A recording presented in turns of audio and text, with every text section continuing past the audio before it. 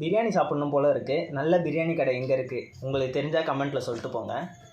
இந்த வீடியோவை பார்க்கறதுக்கு முன்னாடி ரேண்ட் ஆஃப் நவீன் சேனலை ஃபாலோ பண்ணிட்டு வீடியோ ஃபுல்லாக பாருங்கள். சரி, ஸ்விக்கியில் ஆர்டர் பண்ணலான்னு பார்த்தா ராஸ் ஷவர்மான்ற கடையில் கிளாசிக் ஷவர்மா பிரியாணின்னு ஒன்று இருக்குது. அதை ஆர்டர் பண்ணிட்டேன்.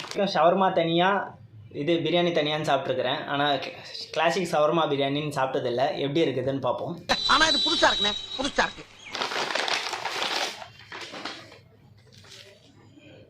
ஏதோ கூப்பன் வேறு கொடுத்துருக்குறாங்க. சரி, பிரியாணி எப்படி இருக்குதுன்னு பார்ப்போம். இப்போ ஓப்பன் பண்ணிப்போம்மா பாக்ஸை. எப்படி இருக்குன்னு நீங்களே பாருங்களேன். இப்போ பிரியாணியை பிளேட்டில் மாற்றிக்கலாம்.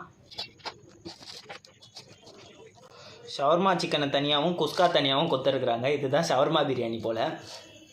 டேஸ்ட் எப்படி இருக்குன்னு பார்ப்போமா. லைட்டாக ஷவர்மாவோட சிக்கன் எடுத்துட்டு